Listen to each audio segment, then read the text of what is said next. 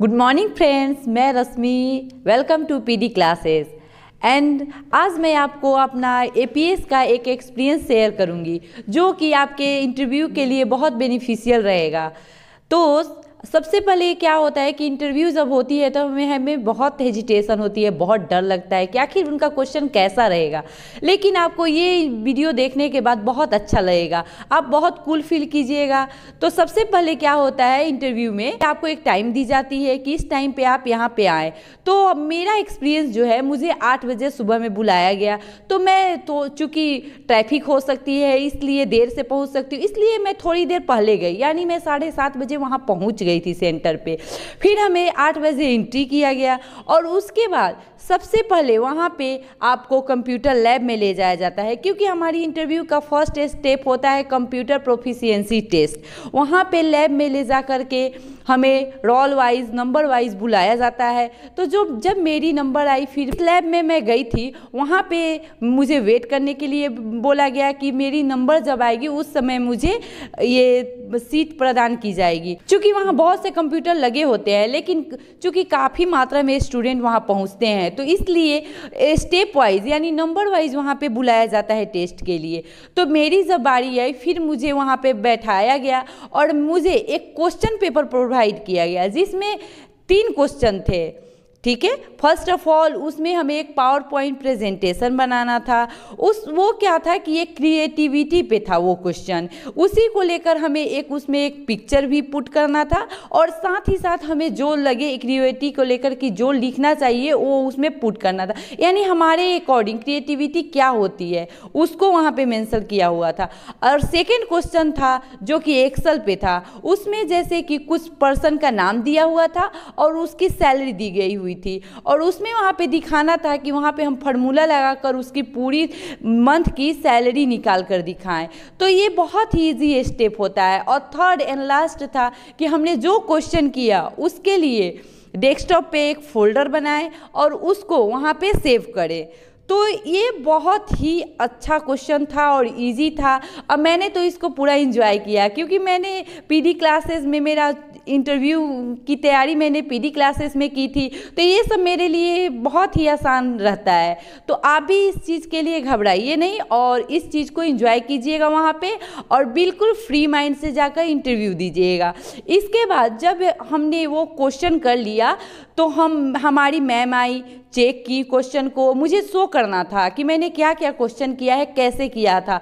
फिर मैंने उन्हें शो करके दिखाया, उन्होंने बोला ठीक है अब आप जाकर बाहर वेट कर सकती हैं। फिर मैं बाहर गई, वहाँ पे नेक्स्ट स्टेप होता है डॉक्यूमेंट्स वेरिफिकेशन। वहाँ पे डॉक्यूमेंट्स का वेरिफिकेशन किया गया और फिर हमें वेट करने के लिए बोला गया ताकि हम फेस टू फेस इंटरव्यू दे सके। फिर जब मेरी बारी आई तो वहाँ पे इंटरव्यू के लिए मैं गई। सबसे पहले वहाँ पे क्या होता है, एक बात की ध्यान हमेशा देनी पड़ेगी कि जब हम इंटरव्यू के लिए इन करें उस समय नॉक करके, चूँकि मेरी एक्सपीरियंस जो है, हमारी गेट बंद थी और मैं जाकर नॉक की। उसके बाद मैंने उनसे पूछा प्लीज़ मैं कम इन सर, तो उनका रिप्लाई आया यस प्लीज़। तो मैं वहाँ गई। फिर उसके बाद जब मैं वहाँ पहुँची उसके बाद मैंने मैम को, सर को विश किया। तो चूँकि आप भी ऐसे ही कीजिएगा, good morning sir, good morning ma'am. उसके बाद वो आपसे बोलेंगे बैठने के लिए, तो आप बैठकर फिर उनसे थैंक यू बोलिएगा। तो मेरा एक्सपीरियंस चूँकि मैंने ये बॉडी लैंग्वेज और पर्सनालिटी डेवलपमेंट का क्लास चूँकि पीडी क्लासेस में किया हुआ था, तो मैं तो इजीली कर ली। लेकिन आप भी घबराइए नहीं, आप भी इस वीडियो से इंस्पायर होकर आप भी इजीली कर लीजिएगा। तो उसके बाद मेरी इंटरव्यू शुरू हुई। तो फर्स्ट ऑफ ऑल उनकी क्वेश्चन ये थी कि अपने बारे में आप बताएं। तो मैं उनको, चूँकि आप भी अपना जो इंट्रो दीजिएगा बहुत ही अट्रैक्टिव दीजिएगा, तो मैं चूँकि बता ही दे चुकी हूँ कि मैंने पीडी क्लास ज्वाइन किया हुआ था, तो इंट्रो तो मैं बहुत अच्छे से दे सकती हूँ कि कोई भी सुनकर खुश हो जाए। तो इसी तरह से आप भी दीजिएगा। जैसे मैंने बोला sir I am Rashmi and I am very much similar to my name, तो आप भी आपका जो नाम होगा उसकी खूबी बताइएगा। सबसे पहले उनका क्वेश्चन था कि अपने बारे में बताएं, तो मैंने उनको बताया Sir, I am Rasmi and I am very much similar to my name, and as I always enlighten other with my positive thought, and I am from Bihar, recently residing in Jhansi. I have done MSc in Botany and B.Ed with first division, and I have been teaching EVS as tuition for last 7 years. उसके बाद मैंने अपनी hobbies बताई, strength बताया, जो मुझे पसंद है वो मैंने बताया।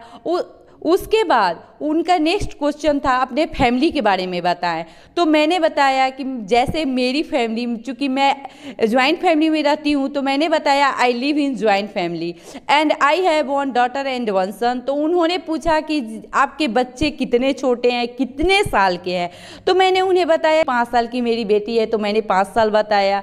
तो उन्होंने पूछा कि आपके बच्चे इतने छोटे हैं तो आप कैसे मैनेज कीजिएगा, मीन्स आप स्कूल और घर को कैसे मैनेज कीजिएगा।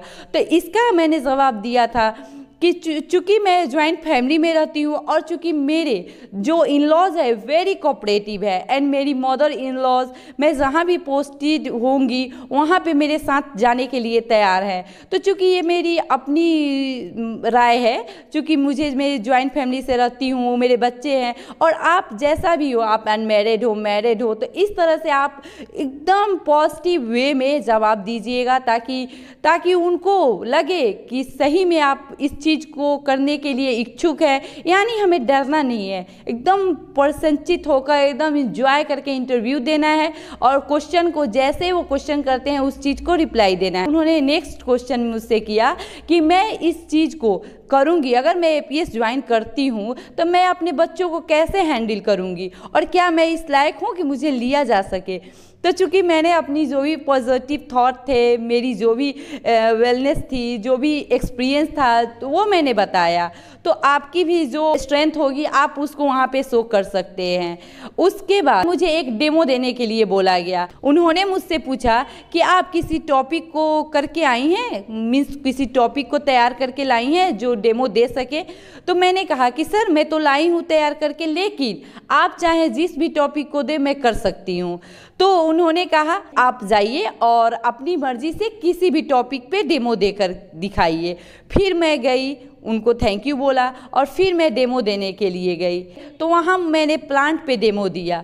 चूँकि प्लांट मेरा बॉटनी सब्जेक्ट है और मुझे ईवीएस बहुत अच्छे से समझ में आती है और मेरा ये स्ट्रॉन्गर पॉइंट है। तो इसलिए आपकी भी जो स्ट्रॉन्ग पॉइंट हो उसको लेकर के आप डेमो में उसका यूज कर सकते हैं। डेमो में चूँकि डेमो में क्या आपको अपनी क्रिएटिविटी दिखानी रहती है कि आप इस सब्जेक्ट के एबल हैं कि नहीं, या आपके पढ़ाने का तरीका क्या है। चूँकि आप किसी भी पोस्ट, यानी मैं तो पीआरटी के लिए गई थी, तो चूँकि बच्चों को पीआरटी में पढ़ाने के लिए क्रिएटिविटी होनी चाहिए, क्योंकि बच्चे बोरिंग चीज़ नहीं पढ़ सकते हैं, फिलॉसफी नहीं समझ सकते।